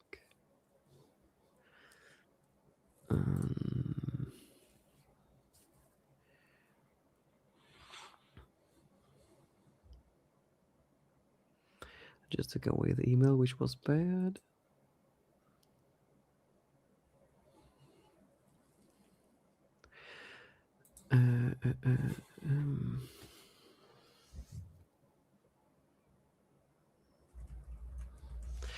It was basically just, there we go. Account or application status was the thing that I just had, because they don't include the thing that you submitted your ticket with, but I just, in the headline, it was like account or application status. That was what I put there. So I just asked for, hi, can I get like an update, like a one-line thing. I usually talk like that, just a one-line thing asking for an update under the whole thing. Okay. Fairly simple then. Yeah. Okay. Well, hopefully that might help. Don't get your hopes up. But you never know. And unfortunately, the only thing we can say to like not getting into Amazon is keep applying and do something else meanwhile. Like, don't just get frustrated because you can't upload designs. There is other platforms, right? There is Etsy, there is Amazon KDP as well. There's a lot of other ways to get in the zone, to warm up your skills, to get better. And if your heart is really set on Amazon, you might still get in with time.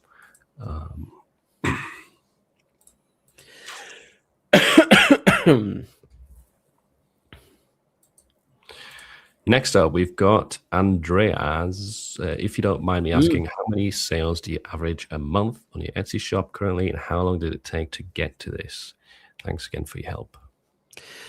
So it's been a bit low for the time being. So I usually did like $4,000 to $5,000 profit all the way up until June, July. Then it's been dipping since there. But I'm also doing a whole different strategy at the moment. So because I'm trying to, again, I can't do everything at once. It's just impossible. Especially since like YouTube hasn't gone the way. I'm jelly to my friends. Like for instance, Shauna, who came up with me, she's doing a lot better than me. So I'm jealous and competitive. So I'm dedicating more of myself to learn that game, and I can't do everything at one time. So I'm basically getting more of a team to help me with my Etsy stuff. And when it comes to teaching a team, you have to teach them how to do stuff, and it just takes a long time to teach people. So it's been a bit dip.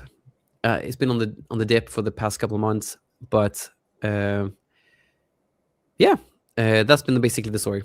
How many sales, like actual unit sales, is that on average per month over the past year? Do you think?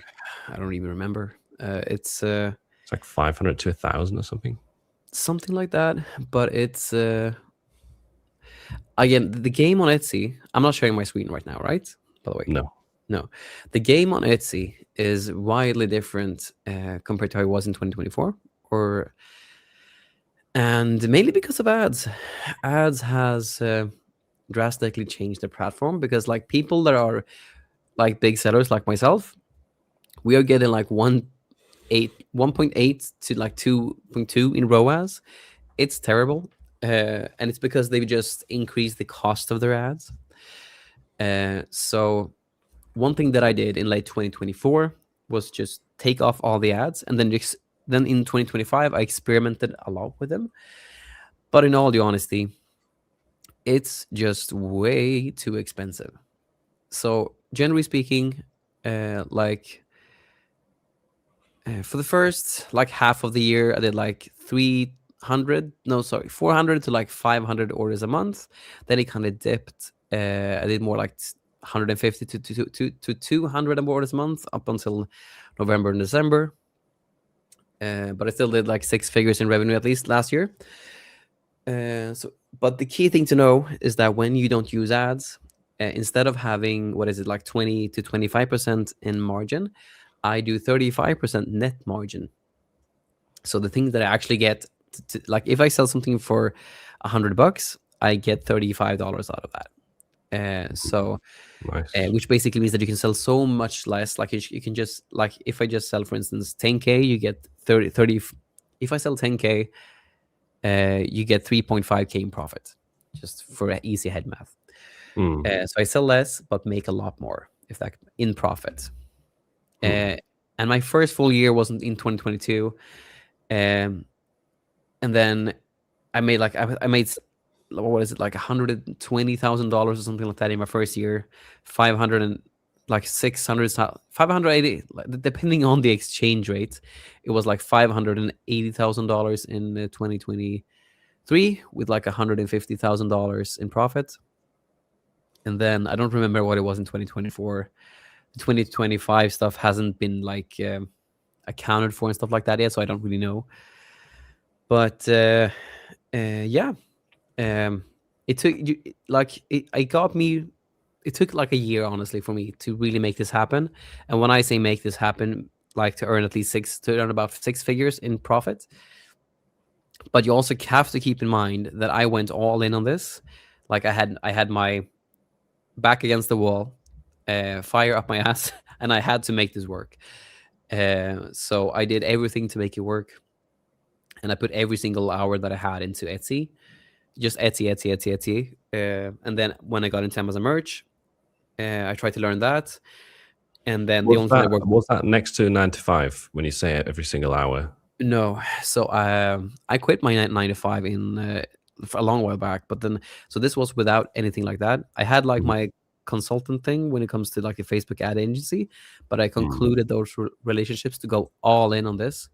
And because I just noticed that it just takes more of me to do this, so I had some money saved up. That's all I had. But basically, it took me a year to really get going with this. I still earn like $500 or $1,000 in profit a month, like after the 3rd month of doing Etsy. But mind you, again, I spent all day. I went up at like 4 in the morning, worked on this till like 8 in the evening, and like doing the first couple of months. And then in the 2nd year, it really took off since I earned above 6 figures in profit.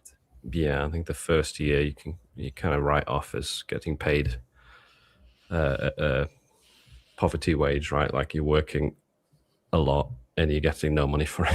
It's terrible. Exactly. It was the same. It took me longer than Andreas to get to a decent amount of sales, like a decent income for UK standards. But did you have a side job, or like a main job that you had?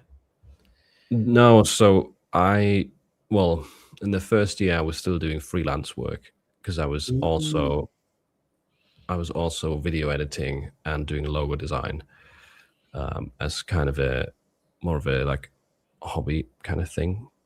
Okay. But yeah, I definitely liked Printed Demand the most, and then that eventually overtook, and I could get rid of doing like the freelance stuff. So you had more of a seamless segue to more POD instead of just going guns blazing. Yeah, it was kind of split in the first year, doing a variety of things, not just POD full on out. But I've said this a few times, that my first year being self-employed, I made like 4,000 profit, I think, or 3,000. I don't know, like nothing in a full year. So it was That's hard. Yeah, I was lucky that my partner was also working at the time, and our rent was relatively low. Otherwise, like, it wouldn't have been possible. But yeah, enough of that. Yep. Let's talk about, if you're starting on Etsy and have a design, would you put it on comfort color shirts or on Bella canvas, or both? What do you think about this, Philip? I'd love to hear your thoughts on this. I don't really see the point of putting it on both. If you have a design, and especially if you're just starting out, I think testing it on one shirt is enough. I don't really see adding it to two different shirts increasing your chances of a sale. Which one of the two? I couldn't really tell you. I know that comfort colors are like really trendy and seem to be always amongst the best sellers, but I'm also not the Etsy expert. So what do you think? It's similar. Like I think when you start, it's just because this is one of the biggest things when I do shop reviews in my community for. But yeah, one of the biggest things is that they add like hats, mugs, t-shirts, sweatshirts, leggings. Like it's like I did the same thing, so I can relate to it. But it's one of the biggest things that I just see as a commonality when I do shop reviews. So if you start on Etsy, just do one thing until you hit 6 figures with it, at least. Because honestly, and I'm talking profit, I'm not talking revenue here, and that's a big goal to say. But the reason is because I did it the opposite way that a lot of us do, and I've put up over 10,000 listings, and I have 10,000 expired listings. Like I just have a handful of listings live because those are actually generating sales compared to the 10,000 listings that are expired. And they are expired because I tested it and stuff. And one of the biggest things that I tested was like different product types. And the crazy part is like usually when I started, like I said that, oh, my sweatshirt sells so much better than t-shirts. Yeah, sweatshirts is such a better like product type to sell. But the only thing that was like the real thing here was that I just didn't do good enough listing images, and I just didn't price it properly. When I say pricing again, I have students earning like $12 to $14 in profit per shirt sold. When it comes to comfort colors, you can price really high. The key thing is just to understand that it's a whole different game if you have with mockups. When you do t-shirts compared to sweatshirts, like you need to do proven mockups for both. But if you focus on if you deviate your focus from the things that needs to be fixed within your t-shirt listings, and you put up sweatshirt listings or leggings, for instance, then you can't really make any progress that way, because you're just transferring your problems you had with your sweatshirts and your leggings to the t-shirts. You need to fix the things with the t-shirts. So the key thing is just to focus on one product type until you are hitting all your goals with it, because that forces you to focus on the problems at hand, not the problems that you want to see, but the problems that you have to see, if that makes sense. Yeah, that's a good take, I think. I hope that helps out. All right, a couple more questions, and then we're done for today, I think. Sounds good. I think this is a takeaway from your previous explanation. Thanks for sharing. So the takeaway though is if you don't keep the pedal down, things do fizzle out, and it's a non-stop grind listing. I think there's no black and white there, but it's you're kind of right in a sense. It's not as in if you're not grinding full time, like all the way, like grinding, listing, uploading all the time. That doesn't mean your sales die straight away, but they're probably not going to just keep growing naturally. Yeah. They'll probably stagnate, and eventually they'll die out if you don't do anything. So I think POD is kind of in the middle there, where like you can take some gaps and do nothing, or do low effort and still maintain, or maybe grow a little bit. But if you let your foot off the pedal if you keep your foot off the pedal for too long, it will start fizzling out. Yeah, and you have to keep in mind with my stats, I haven't put my foot on like the gas pedal for like on with my full focus since 2024, because like YouTube has been a beast to conquer. But look, through the whole of like 2024, I made somewhere around like 80 to 90K in the profit. I don't know what the profit is for this year, but like for the first half of the year, I made 4 to 5K in profit every single month, and then it's been dipping since then. So after like 1.5 to 2 years, it kind of dipped off, and you kind of have to put the gas on the pedal again. But it's still like, what is it, like 18 to 24 months before it really like kind of dipped off, I'd say. And it's also, I mean, the good news is there are people or examples of people who had to take a break. Like there's many reasons why you might not be able to grind out, right? Whether it's focusing on a separate project like Andreas, or like someone I interviewed recently on the podcast, he was building a house and like family all taking up his focus. And it was like 2 or 3 years, I think, he didn't do merch, didn't spend money on ads, and clearly his account like went down in sales. And he started back up last year and actually spent time doing it again. And he said in January he was making like 10 sales a day. And then by the time Q4 hit, he was having days with like 200 to 300 sales in a day. So you can turn that around. But yeah, at the same time, if you ignore it for too long, it dies down. I think if you got a good bit of momentum going, like if you're selling really well, you've been pushing POD for 2 or 3 years, you can take a half a year off and you probably won't really notice much of a difference in your income. Yeah, I agree with that for sure. Don't take 2 years off like I did, because then it kind of dips a bit too much. Yeah. But and I'm picking it back up again with a team, since I just can't manage everything myself. I'm teaching the team, and I'm overseeing stuff and teaching stuff. But definitely half a year would for sure be fine. So it's not, because again, if you compare this to a 9 to 5, you still have to put in hours to get money out of a 9 to 5. But like if you take half a year off your 9 to 5, you won't really get paid for that time.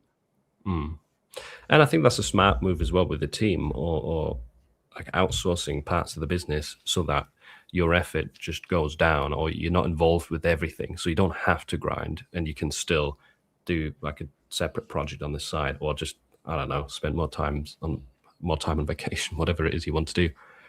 You can definitely lower the amount of grind necessary to keep your income going.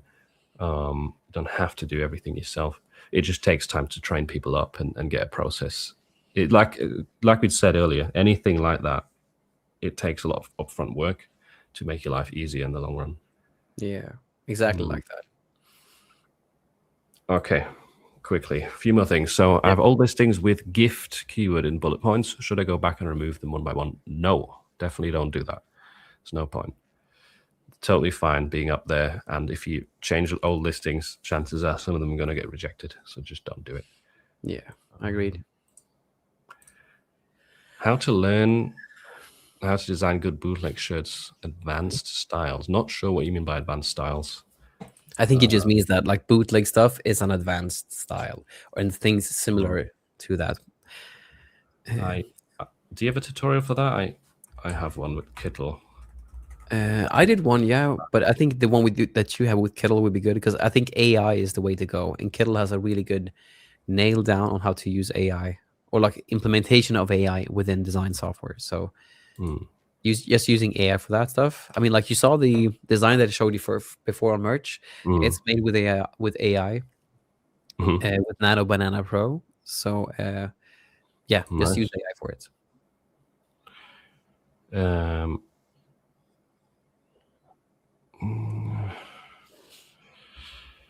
Yeah, no one knows why like they're not giving access to people for mugs or tumblers. Like there's no clear answer. It doesn't matter which tier you're in. There's some people in tier 25 who have access. I'm in tier 40,000. I don't have access to water bottles. There's no pattern. You can email Amazon. I don't think it's a system error. They're just rolling it out really randomly. This one we had. Last question. How much you guys pay for ads on Amazon? Okay, this is the final one, and then we'll end it. Coming up to 2 hours. How much do you spend on ads? 15% ACOS is usually 15 to 17% at max is usually what I did a little bit more during this Q4, but I still like it was since the influx of sales was so high, it was fine. So usually 15% ACOS, if that is easy enough to. Probably hard to visualize that. Like what, yeah, I just figured that when I said on an average day, what's the amount of dollars? Let me check. My January has been slow and a lot of returns, which has really sucked. But it's the same for everyone, I think. Yeah. Usually somewhere maybe around like I usually make somewhere like unless I have a ton of returns, like I have so many returns, and with high royalties that really sucks. But usually like $35 to $50 is somewhere, okay. And I usually make on a usual day, I usually makes like 100. Let me just check this so I can have the exact stats so I don't say anything out of my bum. Because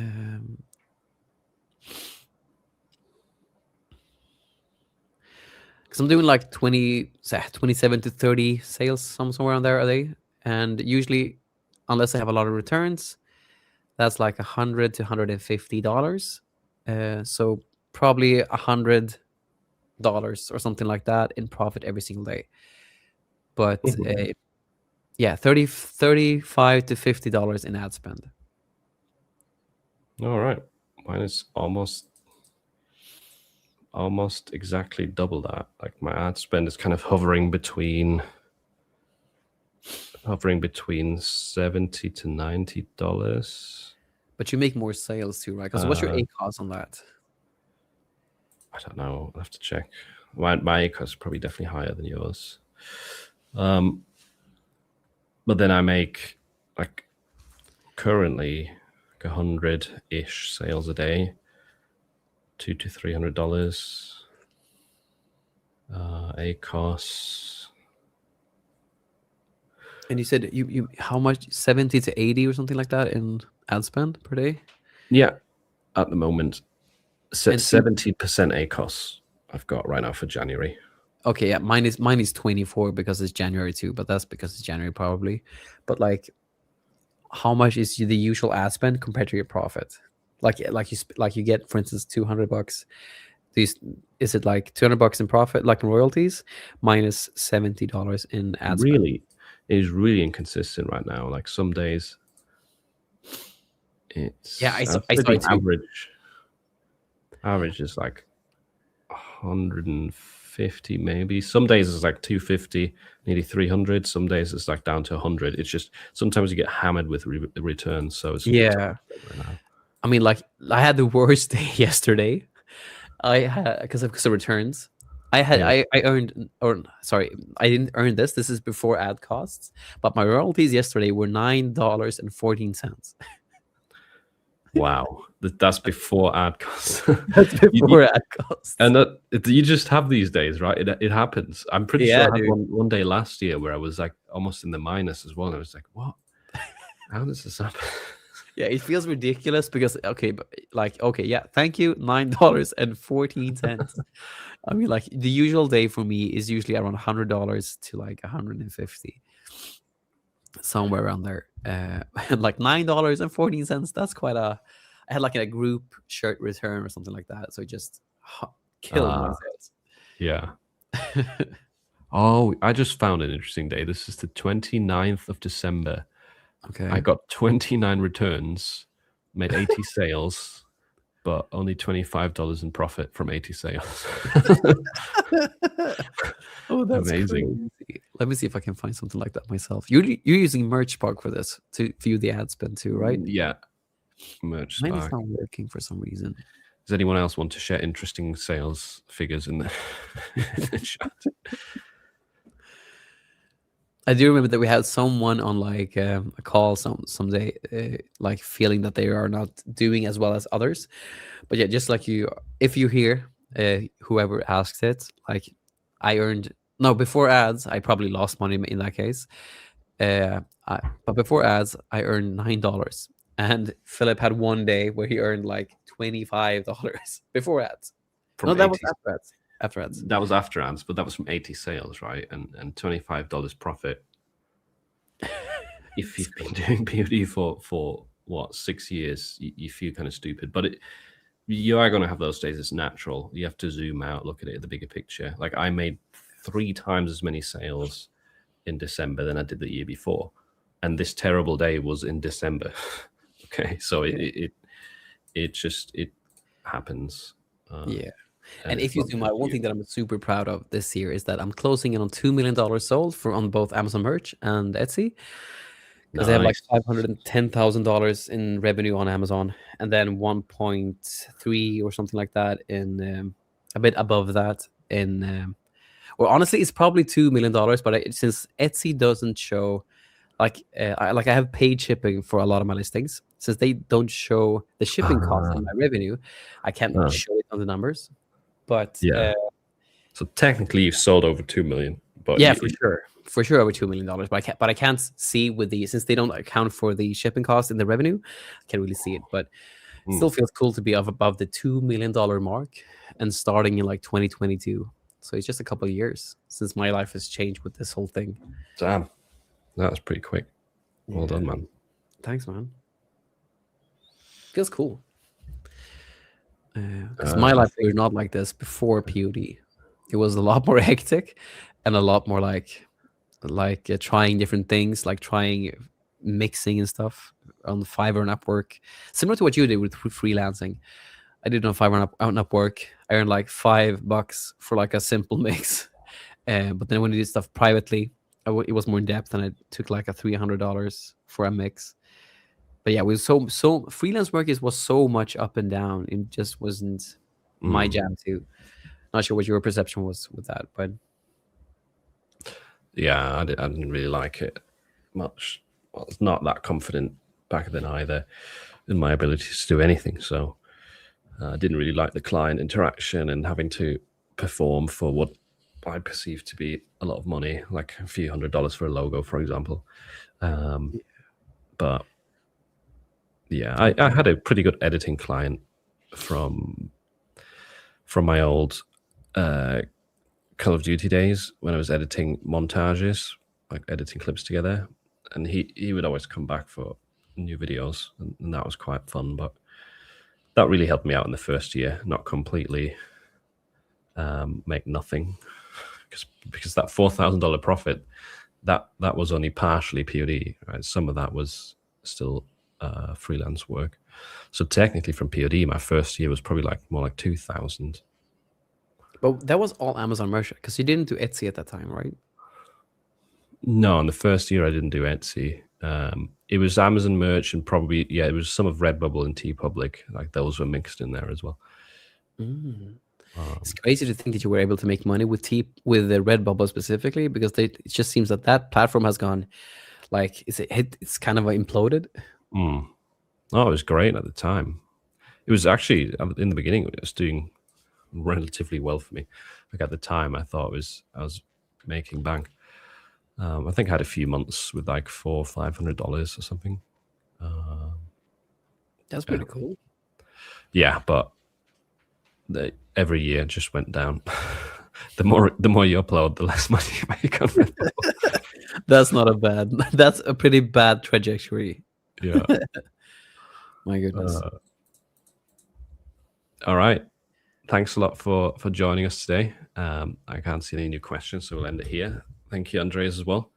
Yeah, for lots to be here. taking a break from your busy YouTube course life. And Yeah. we'll see you all next month with another Print on Demand Council. Oh yes. See you guys. Wait, I'm pressing the wrong button. I'm clicking Leave Studio. I should end this.